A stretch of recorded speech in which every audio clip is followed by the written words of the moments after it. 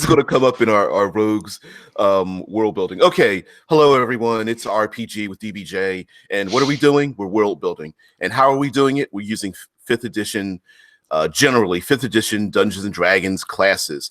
And what are the rules? Well, we're trying to create a setting in which we can have a playground where society and the rules and even picking the particular character classes are all specified by using one character class, and today it's going to be rogues. Now, during our discussions, maybe the population of rogues or whatever classes there are, because check out the other videos, they may or may not be the highest population, but we right now are trying to create a world where there's conflict and drama and action and adversaries and all kinds of stories that we can tell using one particular character class. But I can't do it by myself. So please, co-hosts, introduce yourself there, Vince. Hello, guys.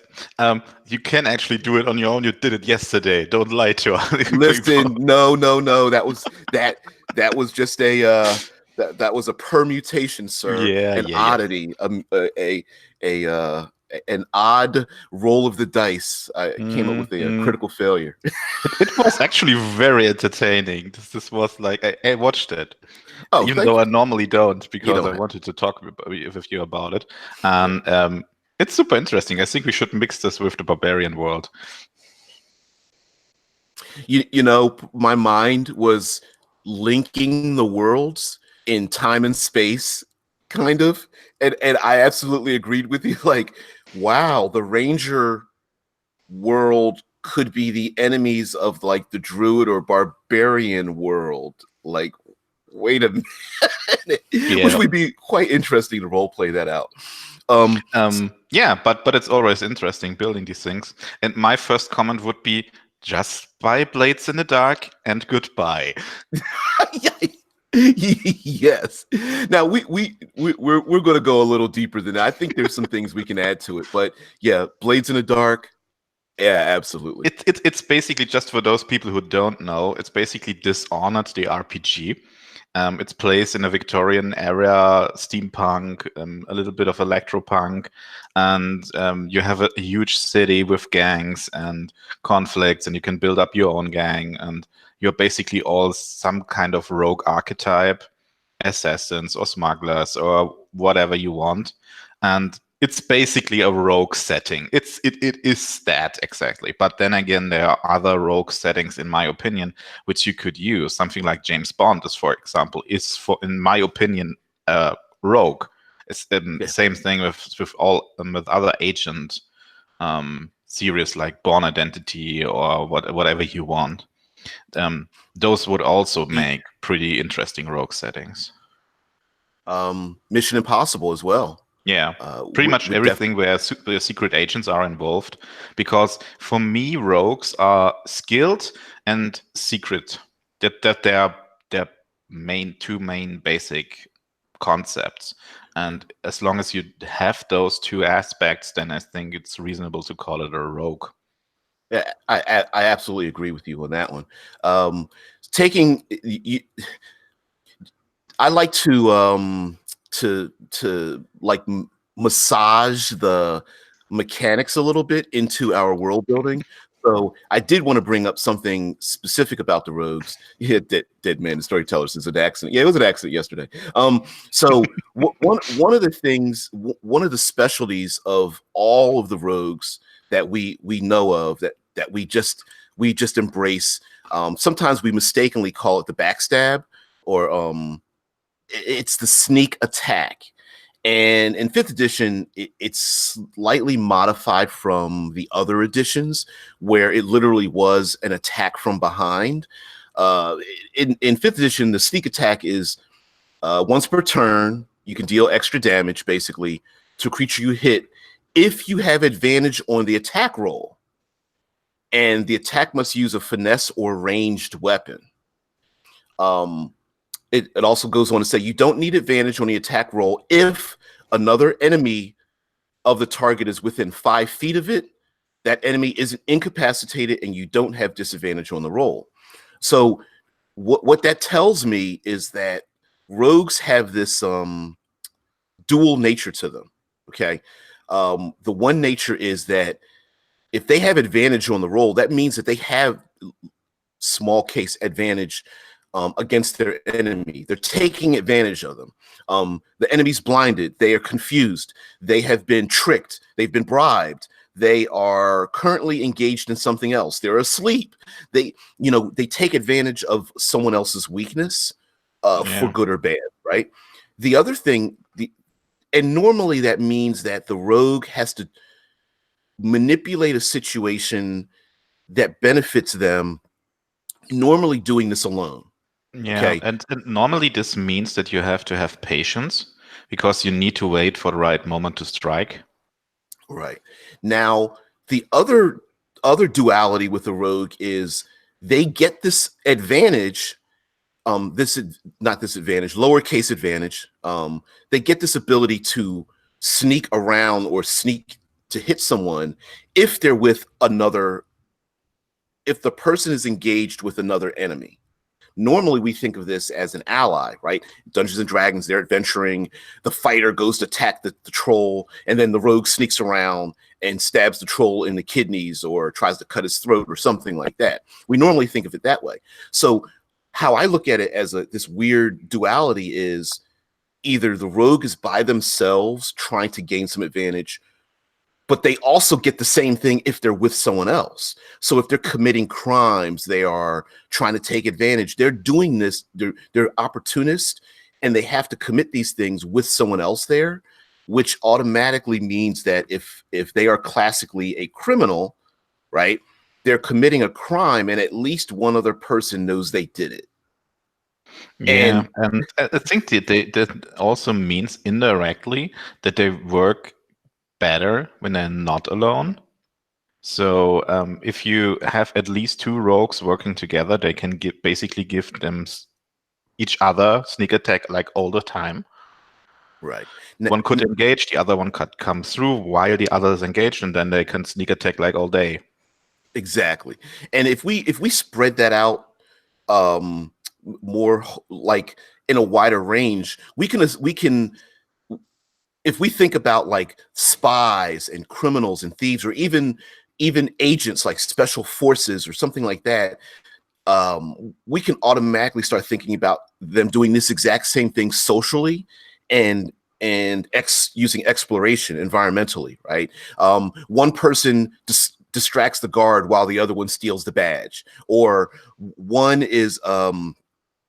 of them is speaking to stops traffic and tries to get the driver to get out of their van while the other one goes into the back door and takes out the money or something. You know what I mean? Like there's this idea that one does something while the other one is doing something to maybe draw attention, pretending they're hurt, or they're a workman, or like a carpenter or an electrician or something, and the other one is committing the criminal act. Now, if they're it's the same thing in real life, by the way. You always think of basically big pickpocketer, maybe a single person's just running around snatching money, purses or something, but normally they work at least with three people. One distracts, one does the steal, and one takes care of potential problems. Yeah, and that I think sometimes rangers to a slightly lesser degree, but rogues suffer from the lone wolf syndrome, where there are players who begin the game and they think, well, because I'm a rogue, I should be by myself, like ahead of the group, or sneaking off to somewhere by myself to do certain things. And frankly, they tend to have the skills necessary to do so because, like you said, they're highly trained, or very educated, or they pick up a lot of talents, which is represented by the fact that they're basically skill monkeys. They know lots of skills. They learn on their feet oftentimes, and they do suffer from the lone wolf syndrome. But in reality, in many ways, they do benefit from being near their allies, or at least being around people who are also enemies of their target. be it taking advantage when two merchants are arguing with each other, and then the roguish character sneaks around and looks in through their paperwork to find out their hidden documents or ledger or something, or stealing a key and squeezing it into a clay to get a copy of the key to later on make their own key or something. Like what I'm doing is I'm trying to come up with roguish things that aren't necessarily kill the person or steal something, right? Yeah, You can the interesting thing is in the 5e Rogue, usually in the previous editions, Rogue basically had to sneak, had to pick pockets, and had to disarm traps and do sneak attacks. And that's basically it. And now they try to open it up a bit more, so that rogues are more universally skilled, and that their abilities don't apply to specifically traps, for example. The evasion ability can be used for other things too. And I think that opens up a lot of concepts you can use for the rogue. And yeah, that could also vary the engagement. But the interesting thing is, I think if you have a world which is dominated by rogues, you should have a world where these specific abilities shine, where they can use their skills to full potential. So something like a city is actually a pretty good place for a rogue, also a dungeon. Because they can use different kinds of skills. Their skills is absolutely needed in a dungeon. And I think these two things should be something that we should focus on when creating a world for rogues. I absolutely agree. The idea of a I'll use the word mega city, essentially a city that encompasses pretty much every adventuring type, really fits for a rogue. And I do understand that rogues operate very well in the wilderness. I do know that they operate very well in dungeons, and there are even other archetypes. I'm looking at some of the archetypes now, where they explore outwards, and I do understand that, and I do agree with it. But there's something that just warms the heart with like a really a large city. No matter how I don't want to say modern. No matter how built up the city is, whether because the city could be very expansive but very run down, lots of abandoned buildings. For some reason it's strange, but you always get this idea of a city that's dark or rainy or foggy. That seems to just really, for me, embrace the rogue. Typical London. Yes, an industrial city where there's like smokestacks and fog, and everyone seems to be. It's not black and white, but everyone seems to be dressed in various shades of brown and gray and dingy colors or something. You're describing Blades in the Dark again. Exactly, and I just feel. I mean, as a feeling, as a setting, the impression that it gives for some reason just seems to really embrace rogues, and the conflict between or that big separation between upper class and lower class, where there's not very many people maintaining stability in the middle class. So you have a lot of downtrodden, destitute individuals, and then you have this upper crust individuals who are at the top of society. Now, I do want to talk about some of these roguish archetypes, because not everyone would be a criminal, but I believe society would run through a type of criminality. All right. So the weird thing is that through the backstep alone, it almost seems like you have to be a criminal.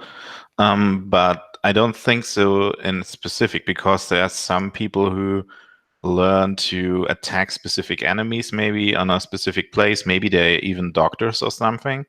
There could be different reasons for why they know where to hit when it hurts. Maybe it's just because they simply need to know that, and they need to fight dirty to survive.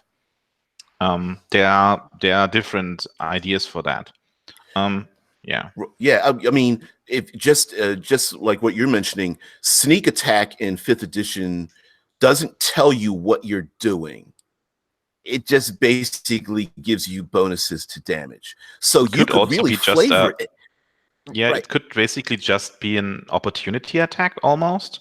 So if you imagine an enemy which tries to block an attack from one of your allies, and then you stab him in right that moment when he blocks your ally, so he can't see your attack coming, that could be a sneak attack.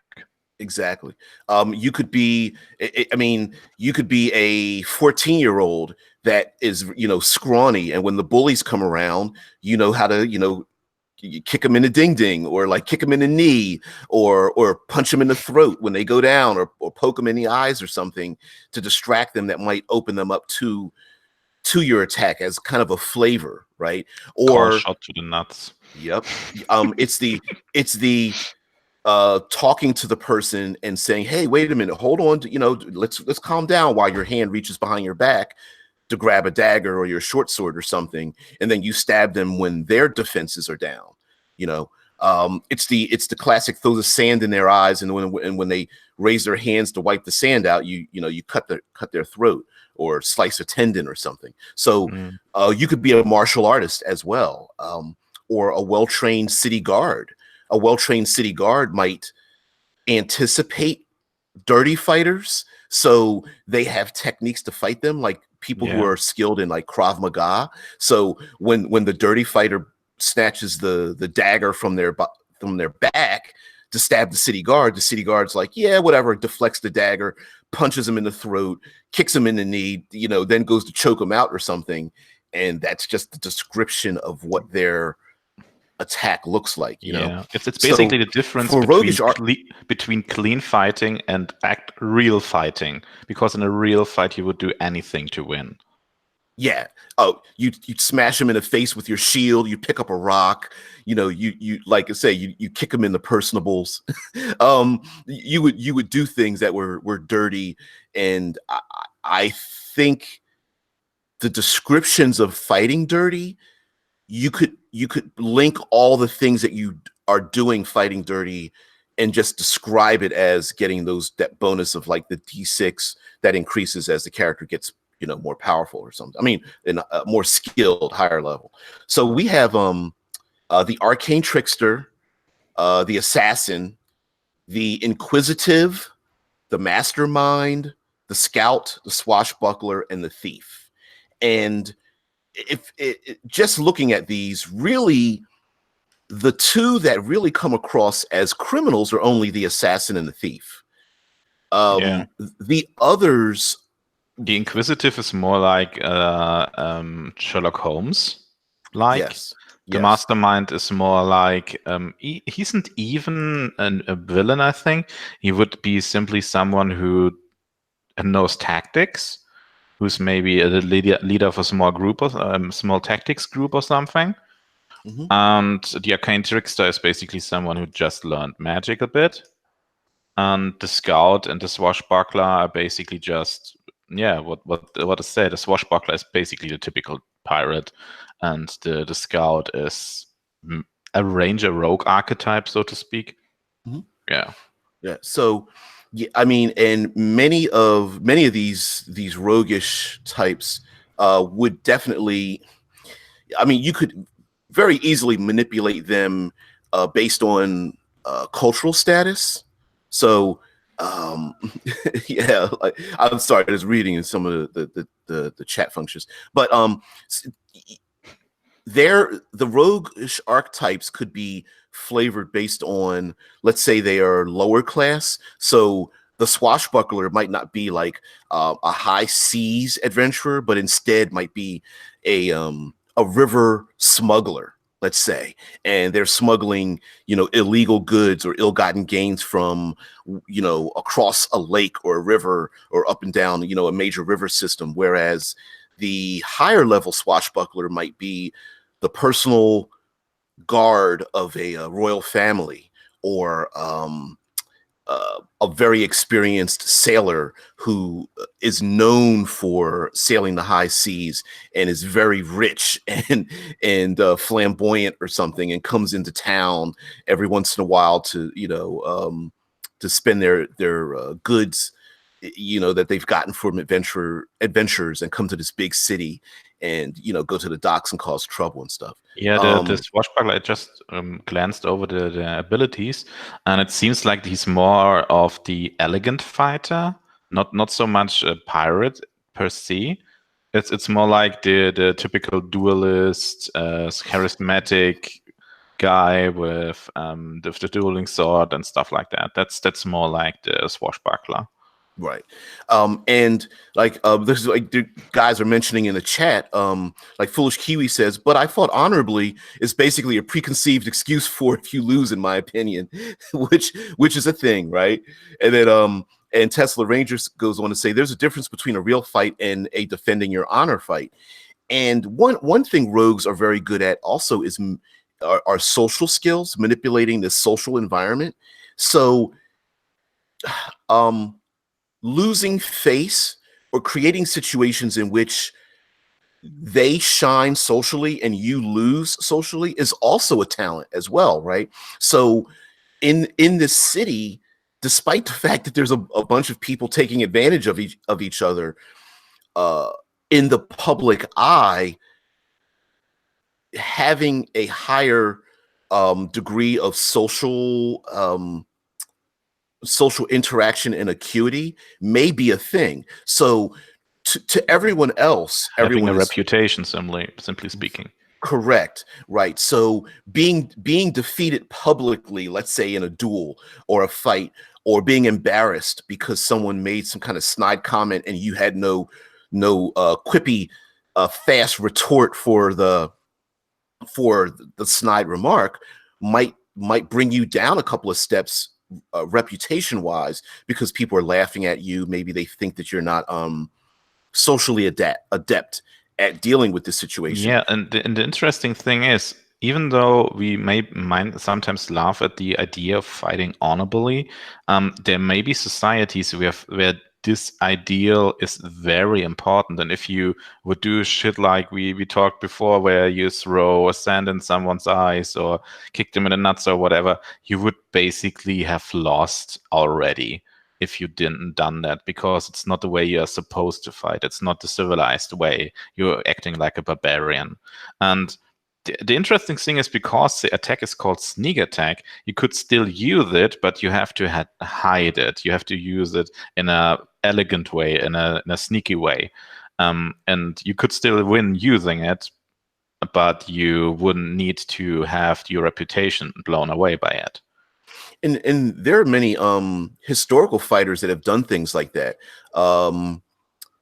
Famous samurai, I believe it's Miyamoto Musashi, would fight someone and turn his body so that his enemy would be looking straight into the rising sun. There are ways where you could manipulate someone to step into an area where there's a lot of gravel and their ankle twists by accident before you go to strike them. You just get the high ground. There are yeah. Yeah, I have the high ground. You have no chance to win. Okay, all right. Okay there, Obi-Wan. But Foolish Kiwi goes on to say in the chat, smugglers can be good-natured too. Just because the local kingdom outlaws blue vine blue or whatnot doesn't mean he can stop feeding his family. Got to make sales. And that's the thing, right? I could imagine that with these roguish individuals, these masterminds, let's say, that control society or portions of society, on the surface, this city may seem very modern. Maybe there's like public elections, there's a democratic process, there are taxes collected and city services are given. And on the surface, everything seems like, wow, this is a great open metropolitan city. But really, that's only if you're a visitor, and that's like your first hour. After that, you're going to see the seedy, very manipulative undercurrent of what's going on. I think the interesting thing about it would be having a city which has way too many rules and way too power, and though rogues can thrive in it. The same thing which happened when the inhibition and when the alcohol forbidden. Yes, and why am I not remembering it? Yes, wow, someone in the chat type it in.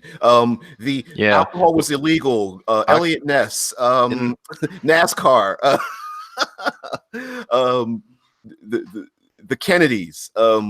Yes, prohibition. That's what's okay. The word, yeah. If it wasn't for Dead Man the Storyteller having a wealth of knowledge at his fingertips, yeah. Maybe when prohibition happened, that was basically the time when the mafia ruled, when the alcohol smuggle ruled, when these people got filthy rich. And I think a similar thing could happen here, that you simply have a very strict kingdom with very strict rules, but nobody really wants to abide by them, and it can't really.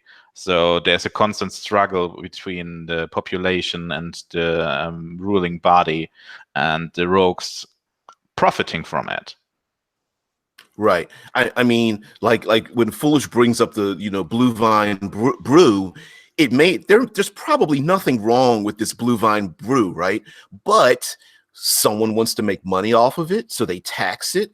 Someone else also has a less flavorful brew that is very popular, and they don't want somebody else taking their spot. Someone else may be trying to artificially increase its value by making it rare.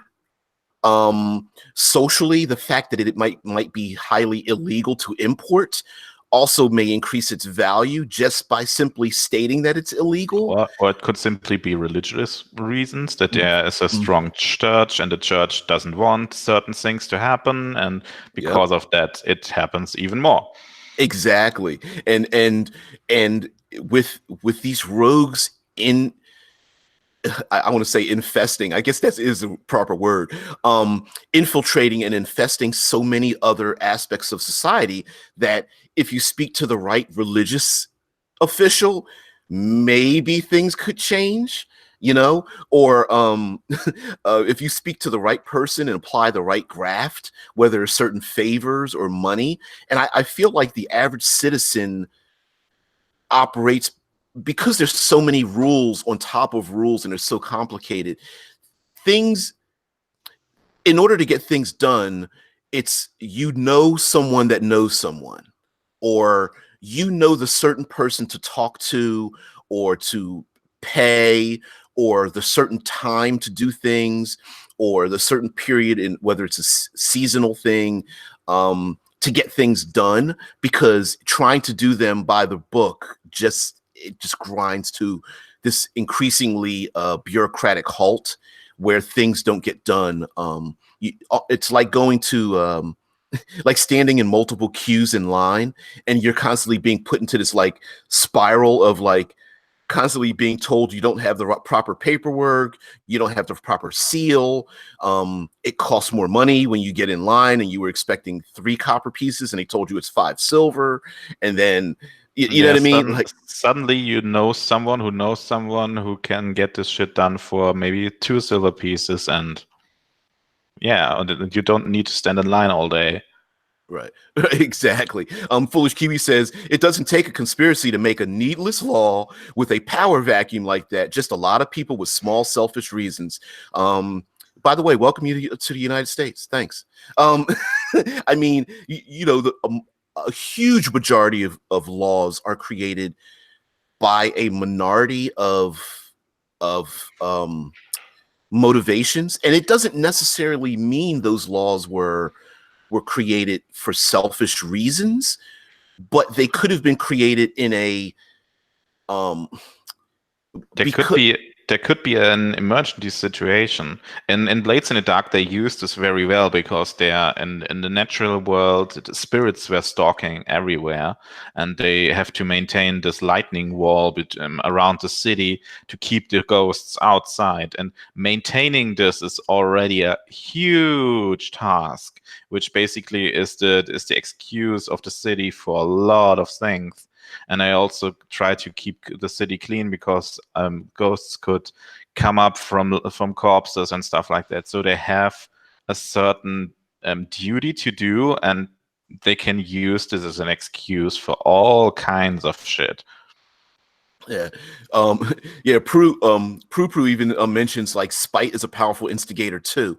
Yeah, sometimes people just do things out of like jealousy and greed and like because to not give this guy something. Right. Just because he's an asshole, I don't want to support him even indirectly. Exactly. So someone wants to build a mansion, and another person with a lot of spite just wants to make sure their paperwork just grinds to a halt. You know, you can't get the proper building permits, not because you want to build there, and not because it is even in your way or you even care. You just don't like this other person, and so the building permits grind to a halt. But then all the permits for like the 5 other builders who have nothing to do with the situation, their paperwork grinds to a halt too. And it's just like, oh, here we go again. So again, the population probably has to get things moving, to get the greased gears moving, probably eventually defaults to having to go to some kind of roguish individual or group to get things done. Yeah, and I think that's the point where the PCs come in, where you have basically problem solvers who would get you the right papers, who would kill the specific guy you have a problem with, who get you what you need. There are endless possibilities here. Maybe there are monsters in the sewers. Maybe there are gangs who try to terrorize you. Maybe there's an official who needs a specific paper for you to be filled. And you could basically do all these things as a group in the setting. Right. Prue mentions Robin Hood types are in every culture's lore in the real world too. And, you know, in many ways, this corrupt city that we're talking about, or it could be a corrupt, let's expand it past the city. It could be an environment. So it could be a city with like satellite cities and maybe like small villages on the outside as well. Maybe there's a mega dungeon below it. Right. And oftentimes when you can't fight the power authority, you have to use sneaky tactics. In today's world, we absolutely call this like guerrilla tactics or terrorist tactics.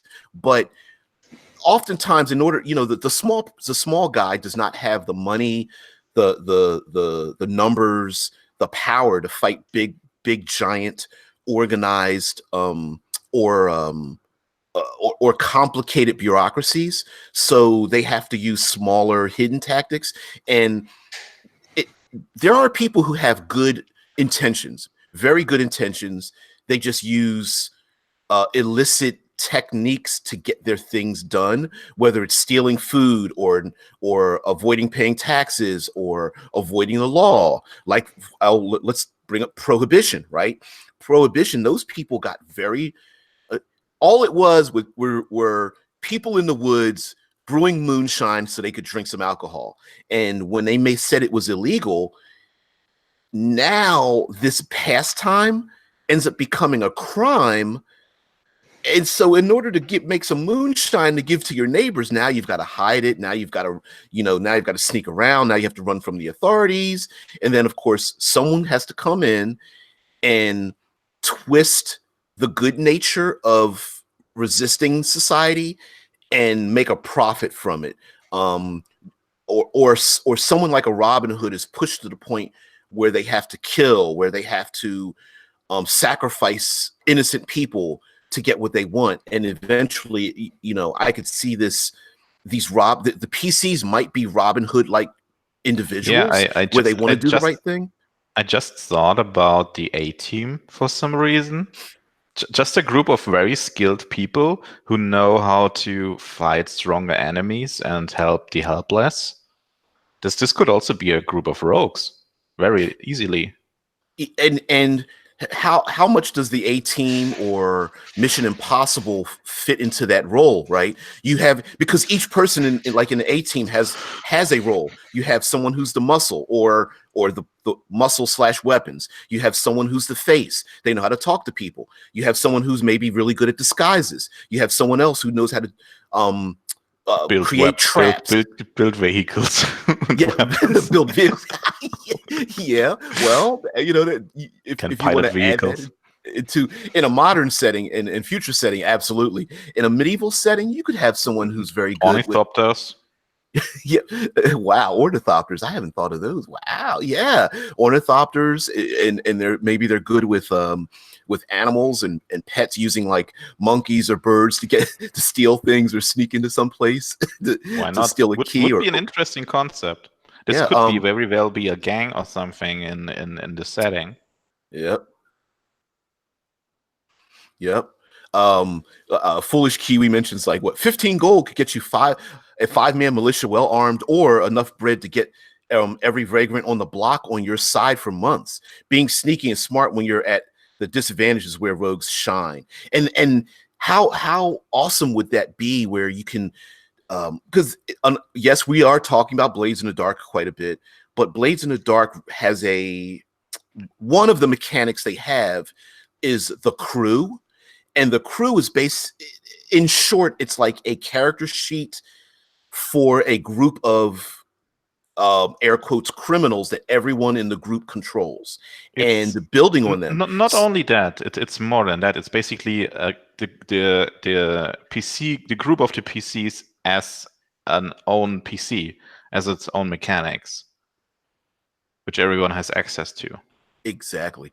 And those individuals could be allies. They're like the loyal allies of the PCs.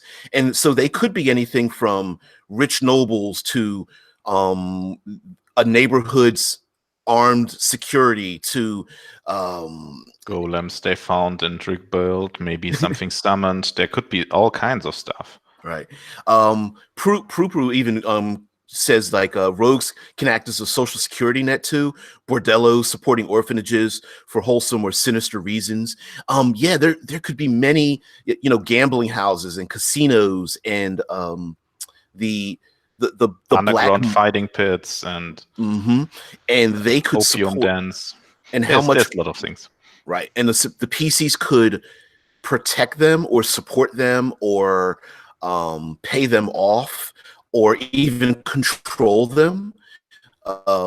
And the so-called authorities in the city, which are basically corrupt as well, may apply pressure to the PCs, and the PCs getting the illicit funds could be supporting the community that supports the PCs in turn, right? When the guards, the investigators go down deep into the destitute areas to ask, where the whereabouts of the PCs, they're just like, I don't know who you're talking about. I've never seen them, because they're getting food, or they're being protected from the law, or they're breaking their brothers and sisters out of prison or something. I don't think we have to necessarily focus on good parties. I think every party should have their own reasons to do things. And especially with rogues, just assuming that they have to be good would be a bit weird, in my opinion. They exist in a gray area for a good reason. They can be good, but they can also be very nasty. And I think both playstyles should be valuable and used in the setting. So I think Blades does it really good, that every character is flawed in a certain way, that you have to have a vice in some way, that you are forced to interact with the world, but also be flawed in a certain way. Yeah. What we are basically saying is play Blades in the Dark. Or at least read it. It's really good if you're interested in rogue archetypes and these kind of settings. It's super good. Yeah. There is often in the RPG circles, every season, what comes back around is, can you run an evil campaign? And what we forget is there are games that already do that. Cyberpunk and Shadowrun, and that either specifically those games or games built around that are evil campaigns. And Blades in the Dark is the Victorian era version of that, right? Where the characters are quote unquote evil because they're breaking the law. They commit crimes. They use tactics that are what we would consider very dishonorable. Innocent people get hurt in the course of their and they manipulate and use and abuse innocent people in the course of their actions. They use powers which are forbidden, etc., etc. Right. But at the same time, they have to work together to survive, because on their own, they'll just be taken advantage of and overrun. But when you have different specialists working together, they make a cohesive unit, yet they are still committing crimes. They're still on the illegal side of society. And so, yeah, you can absolutely have an evil campaign that revolves around that. And to steal from Blades in the Dark, I love their vice mechanic. And essentially their vice mechanic is like characters suffer stress, which is in this game, is a type of loss, not necessarily a physical loss like hit points, but it could be described that way. And in order to heal from that, you must engage in your vices. And you could absolutely incorporate this in other games where instead of just saying, well, I cast a spell and I'm healed, or I take a long rest and I'm healed, you could say, well, in this world, you must engage in your vices to heal the stresses that are caused on you and your group. We talked about this in our Bards episode already. Yeah, about this idea. So if you want to hear more about it, you could maybe watch that. Yeah, it's a very good. Blades in Dark is a well-designed game that has a lot of mechanisms in it that translate well to what you want to do. It is highly specialized, and it's very good at doing that. It tells you what it is, and all the mechanisms lead down that exact path. It's really the big question is, because I don't want to talk about Blades in the Dark for the whole setting. So what could we do different, which may also be interesting, so that we don't just copy it? And I think the main thing we could do is focusing more on the dungeon aspect, having something like a huge dungeon where the main things about the setting happen, because that's something that Blades doesn't really have. They have a city, but they don't really have something that is environmental based, which is a problem which they could solve. They basically have to interact with people a lot and with occult powers and stuff like that, but they don't have to crawl through a dungeon usually, aside from maybe a mansion which has some traps built on it to attack outsiders, but that's basically it. Yeah, you could like you said, we don't want to basically copy and paste from another game, but creating these outside not just missions, but purposes for the PCs. And mind you, this society doesn't necessarily need to be one in which it doesn't need to be a static, criminalized society, right? We can have outside influences, whether those influences are invaders, whether it's war. The city could have, there could have been a major catastrophe in this city, like an earthquake or a fire or riots. These things or maybe could be, you have to invade or infiltrate other cities or other settlements in order to survive, in order to get resources you need. Right. And stealing from Game of Thrones, chaos is a ladder. It could be that there's a lot of chaotic things going on in this society, and rogues are the ones that seem to be able to navigate what's going on, either benefiting from it or reducing its effect on everyone else. When there's a major fire, there's maybe a lot of pickpockets. So the PCs could be the pickpockets and the thieves, or they could be the investigators stopping the crimes from happening when the power goes out, or they simply what also could be a very huge part of the setting is controlling information, because especially in medieval settings, getting information from one place to another is actually hard. There's usually a guy who has to bring letters from A to B, and if you interrupt this guy or kill him, then you can control who gets which information. And knowing that maybe a war breaks out in advance is something that is a huge thing. You could control basically the whole market. You could bring people to safety. You could smuggle them out of cities and stuff like that, just because you know that maybe one day in advance. Yeah. And Scott Poe even mentions like rogues will counterpoint their own culture. If it's too good and lawful, they're the bad guys. You know, a corrupt city, they become the good guys fighting the man.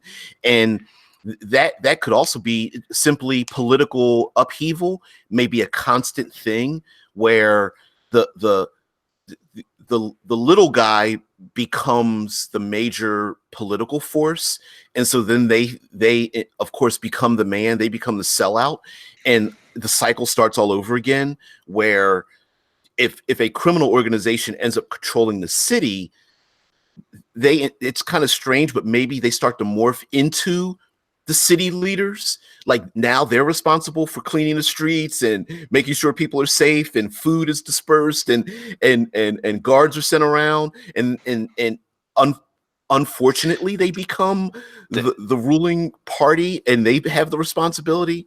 This And again, reminds me a bit of Terry Pratchett, which has a very weird angle about these things, because in Ankh-Morpork you have a Thieves Guild and an Assassin Guild, and both are officially sanctioned by the leading parties. So the Rogues Guild, the Thieves Guild, is allowed to basically gain taxes, a pickpocket tax. So people just pay a certain amount of money each month so they don't get pickpocketed. And if they can just go to the Thieves Guild and complain, and then the Thieves Guild will take care of the guy who stole from you. Hey, but you know, that's a real thing though. I mean, especially given a large enough criminal element. This was mentioned when we were talking.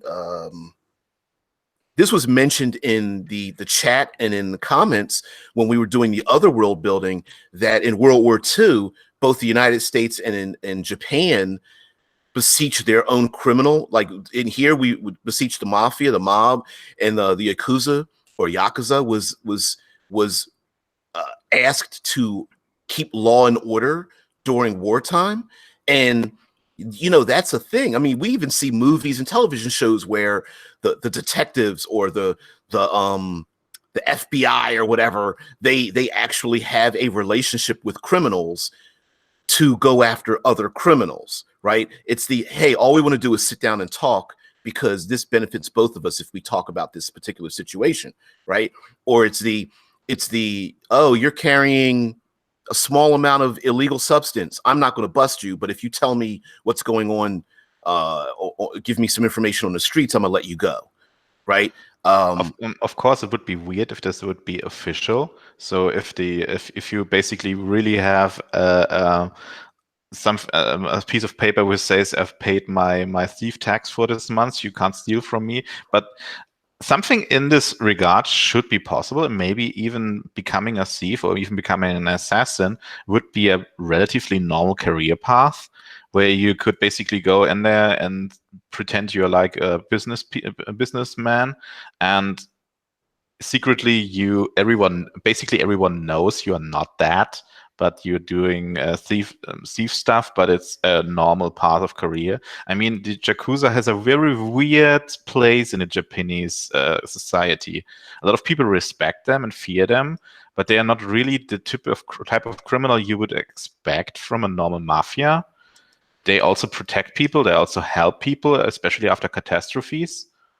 Right, and it's yeah, Full Metal State, what's going on? It's could be that various factions have there can't be chaos, especially when you have a number of criminals running around working together. There has to be some form of control, and some of that control might be social, whether it's um having certain tattoos, certain punishments for breaking the rules of the gang, certain behaviors. You know, you hear the idea of we don't deal drugs, we don't murder women and children, we don't do certain things, we don't leave our territory. Oh, The this idea of reminds me of the old code from the pirates they used to have in the Caribbean. They were basically the first group of people who had some form of social security, where when you got injured, you still get a part, a share of the loot, even though you can't really participate without an arm or a leg or whatever. But you get even more loot because you have lost it in turn of your duty, and you are safe. And a lot of people, this was really attractive, because in normal jobs, if you lost an arm or a leg, then you were done for. You could basically die. And if you joined them, then you could have some security in this aspect. Yep. I'm going to go into using. We're going to talk about the other character classes, and then we can talk about some adversaries. Foolish Kiwi brings up, you know, or how the FBI always hires ex-hackers for security, and or ex-thieves as agents. yep. Maybe. And it's just law enforcement and criminals are an odd dynamic. One can't exist without the other. And it could be the other character classes are like small islands in this chaotic sea, and they have a very push and pull dynamic, because they're surrounded by rogues, that they can't exist without them, and they need them to survive, but at the same time they all wish they didn't exist at all. So you know, it's the religious organization that pays off the criminals around them so that their church isn't defaced or their coffers aren't stolen from. It's the criminal that allows the church to preach in their neighborhood, but only at certain times or something, you know, or just because, maybe it's just because they're the sister-in-law to the woman that controls the drug trade in you know, the bottoms or something Or like maybe that, they're right? feeding their people, collecting from what they collect, or Right. there could be some interesting dynamics here. And I think the different classes should also always be aware that there are thieves here. There was this badass quote someday. There's no guard I can't bypass. There's no trap I can't disarm. There's no defense I can't penetrate. I will come for you. Sleep well. Yeah, that, I mean, hell, you could. All right, vigilante, Batman. I mean, Yeah. which would work in this kind of a city, in this kind of setting, right? If someone wanted to play that hidden type where by day they are one person, but at night they're something else. You know, they're a masked person that brings about vengeance or promises. You know, they're playing an assassin, but really they are like enforcing a moral code, because they know they can't punish those that are in a higher tier status, like nobles or something. You Yeah, know, I mean, especially.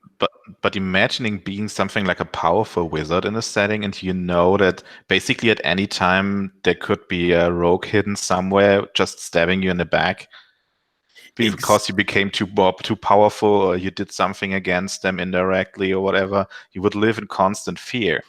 And maybe what would you do to prevent these things?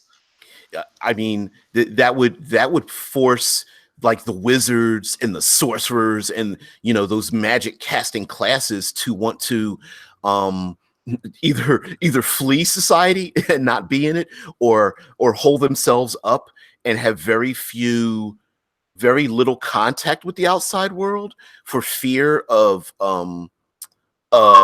being like a victim, you know. And unfortunately in this society, it's like it's you're going to have to pick a side, right? There are very few neutral parties, if any. sure, there may be the neutral party where there's like the doctor that heals the criminals, and it doesn't matter who you belong to or something. But at some point, that wizard is going to have to pick a side. And if the wizards, especially if it takes them a long time to study their art, they don't want to be involved in these petty squabbles between, as they're poisoning each other and stabbing each other in the back, and bodies are starting to float on the rivers and things like that. It's like they're not going to want to be part of that at all. And sure, they're powerful, but in small numbers, rogues will probably be able to take them out. And so, yes, you're right. They'll be paranoid and fearful. I don't really get the comment which Scott made, suggesting a stolen limb ring in the city replacing card-carrying members, dismemberments. I don't really understand what he wants to say. Sorry. Well, I mean, who's to say that this? If we're thinking of a fantasy setting, who's to say that there's not a necromancer that wants to hire the PCs to find dead bodies for them, or who's to say that, like, flowing into adversaries, right? Who's to say that there aren't creatures living in and around the city, such as like harpies or swarms of rats and goblins and trolls that live in and under the city, live on the rooftops and such, where a city defended by other character classes don't have these problems, but one where rogues exist, maybe there isn't anyone whose one job is to make sure these things don't happen. So everyone's worst nightmare, something that it's immune to sneak attack. Exactly. Listen, rogues are very opportunistic. There's always money or opportunities to be made. If we can go back to the Bard, it's the Pied Piper thing. There's no reason to get rid of the rats unless you pay me to do it, right? There's no reason, or there's the criminal who's like, hey, if I hire the Minotaur or the ogre or the troll to be my bodyguard, I'm that much more protected from you. And sure, if you're really good at something, never do it for free. Exactly. Hiring the out of the fighting pits, the monsters that are fighting in the fighting pits, hey, I got a job for you. And the one-eyed, ogre in the fighting pit is like, sounds good to me, and so now they're out of the fighting pits and now they're the bodyguard of some guy, or they're like, they are the muscle. They're the kneecap breaker, who's going around getting money and such. You know what I'm saying? So you could really institute some of these things, like a sphinx could be a criminal leader. Just what is it? The dragon heist, where they have a beholder as part of the leader of a criminal organization. You could have creatures being the heads of living in a city where they take advantage of people simply because it's safer. Random crime. The random criminal petty crimes can cover up larger crimes. And so in a way, it's like a safety net for the commission of crimes like vampires and... Which comes back to the thing we discussed before we started. Just do more stuff to distract from what you've done before. Yep. Full circle. I mean, making this city, and even adventuring, dungeon delving, exploring outside the city. Maybe the city is such an economic force that all it really is people leaving the city.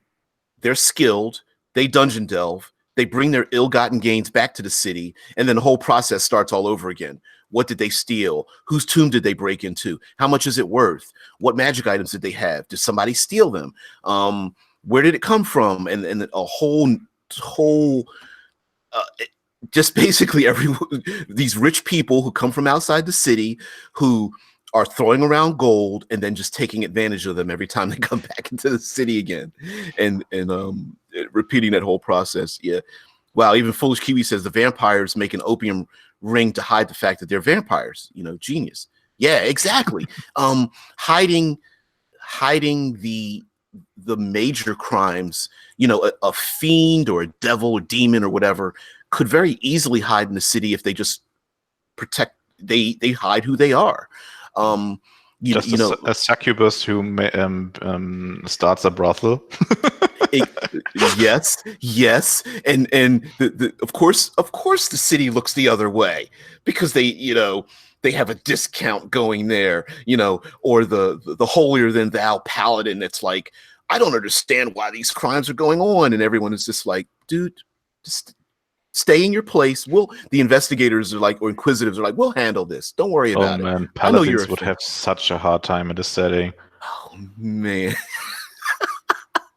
Constantly being lied to and tricked and like just having them run around in circles. Although one criminal element could sick those individuals after another one. The one crime family that's like tells the paladin's order, I can tell you where these criminals are hiding. It's on the other side of the city. And at 3 p.m. or just when the sun goes down, you might want to go there and go after them because I have specific knowledge.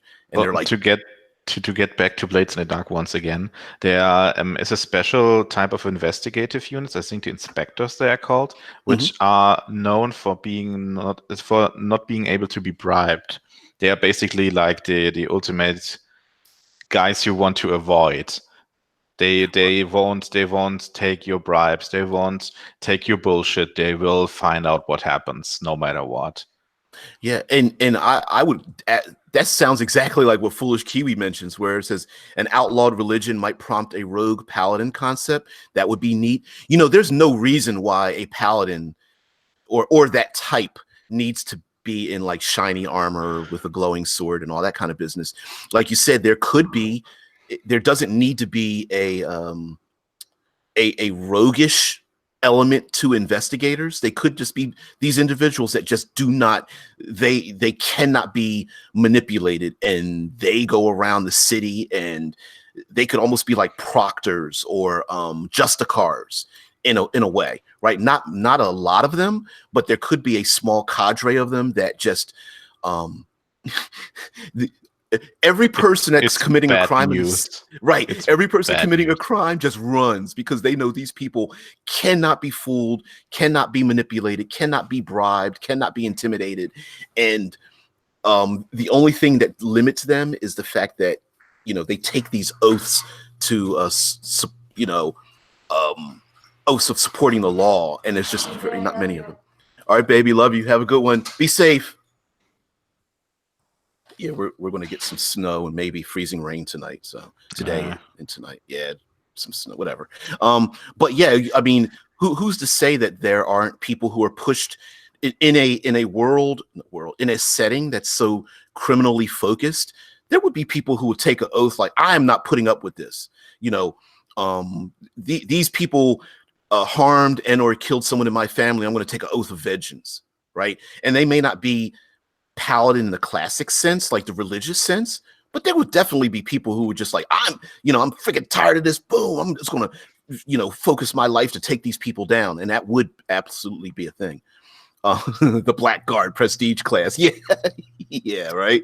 Oh wow, yeah. Senses here, those truth zones of truth casting jerks. No one likes them. Yeah, I mean, well. And here's the thing, right? We love to remember this setting is controlled by the rogues. They have the highest impact.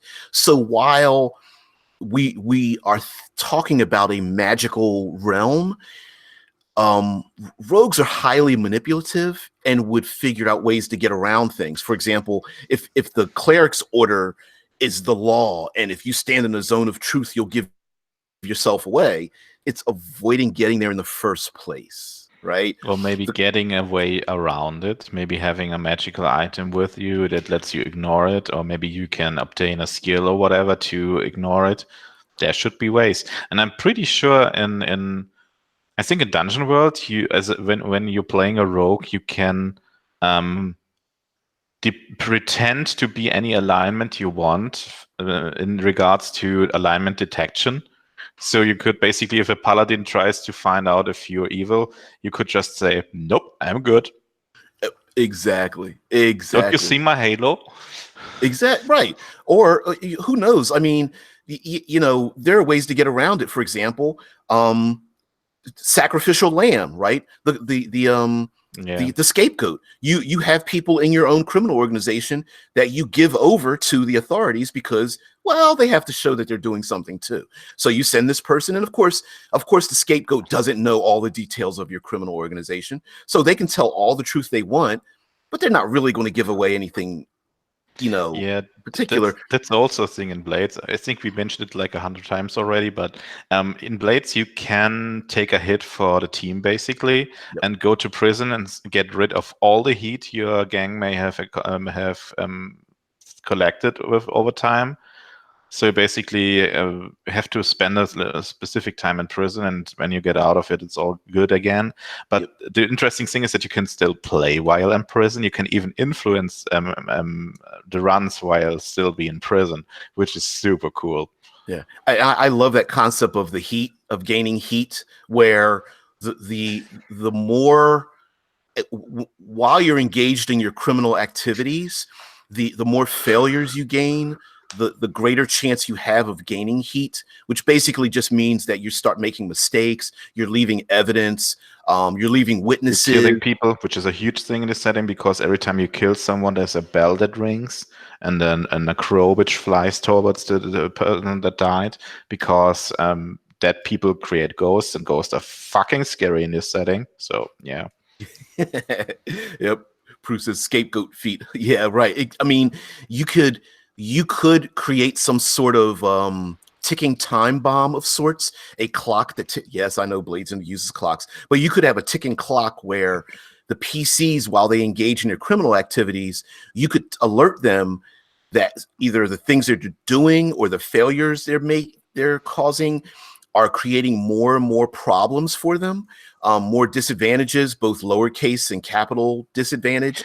The thing is that these clocks are nothing else, just a visual reminder of something. You could, in D&D, even if not using the clocks, you could still say something like, okay, suddenly you see more guards around your hideout. Suddenly, whenever you are caught, they don't just let you go after you succeed in a bluff check. They just will keep you longer. They will investigate you and stuff. These things could also be changes which represent how much heat you currently have. Right. Absolutely. Absolutely. I mean, and it, because the city's so dynamic, it doesn't necessarily mean it's even something the PCs are doing that's causing it.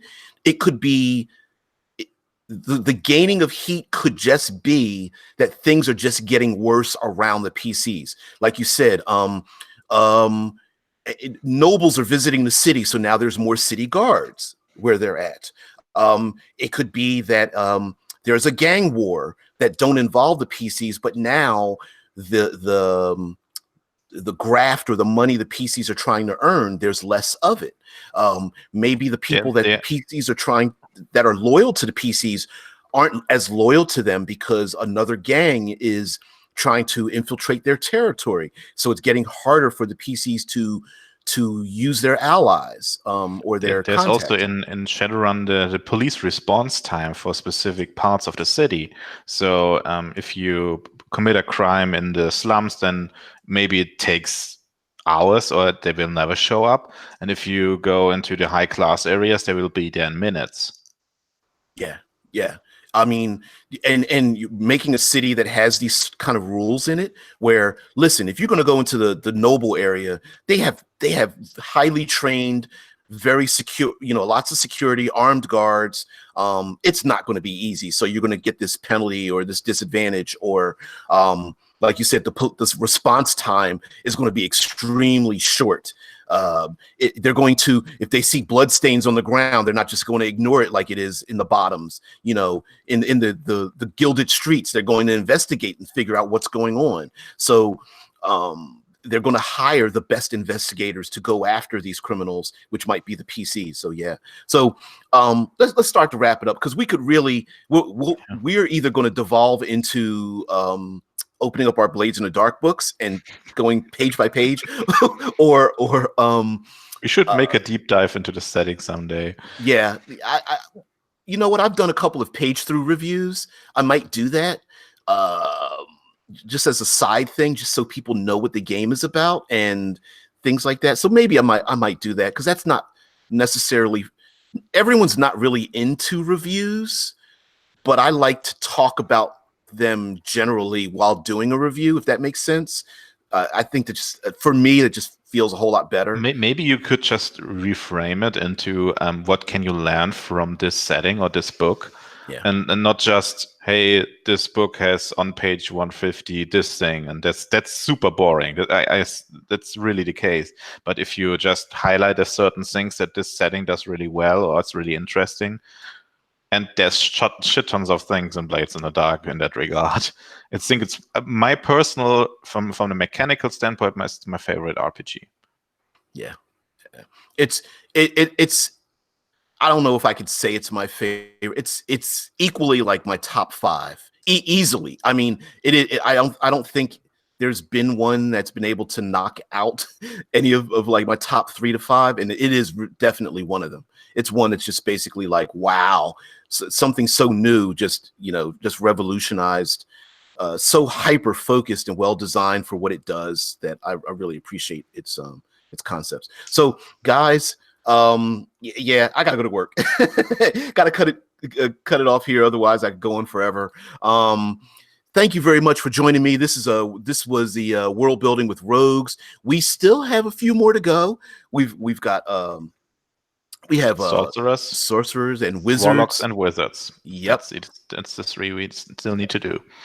Yeah, we have to finish this out. Vince, thank you for putting up with this. I really appreciate it. If you don't mind, please take us out before we go. Yeah, join us tomorrow with the sorcerers. Thank you for joining us. Thank you for staying with us, rambling about Blades all the time. I try to get outside of Blades a bit too, because there are more things to Rogues than just the typical Blade setting, but it's just a really good example. And as we said, just get this game. It's really good. Yeah. And we may use inspiration for the other classes too. And I think we should try to get away from the typical, from the known, to something more exotic all the time. Or maybe combine things you won't expect, especially for the wizards at the end, because there are already a lot of societies based on wizards in classical fantasy settings. So yeah, let's see what we will come up with. Yeah. See ya. Totally agree with that, especially with the wizards and warlocks. I think we could go a little more exotic with them, just because, like you said, we've seen those. We've seen some that are very popular, so we can try to like break that a little bit, break that wheel and come up with something really bizarre for them. So, yep. All right, guys, we'll see you later. Bye.